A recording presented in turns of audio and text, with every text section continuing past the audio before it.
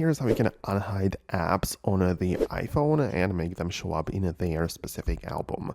So that is how it works. If you're new here, most definitely subscribe so you're not gonna miss the future uploads and videos like this one. So of course in iOS 26 we have the ability to hold down on individual apps, click on require Face ID, and then confirm it by clicking hide and require Face ID. So the app is gonna basically disappear from the device. It will be hidden away, and the only way to find it is by going to the app library, and at the bottom we have the hidden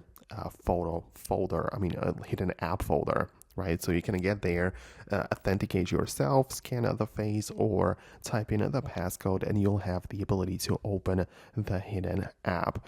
But in order to bring it back, in order to unhide it, you need to hold it down on the thing and click on Don't Require Face ID, which means that the app will not be locked anymore and also will not be hidden. So once you confirm it, then the app will be removed from the hidden folder and it will become part of the folder where it was before, right, where it belonged. So in the app library, these organization folders cannot be edited manually, and it's all set up by the category of the app, right? So if you have hidden like an app which is a social media app, and then when you unhide it, it will most definitely be part of the social folder, right, where you have all of these social media apps.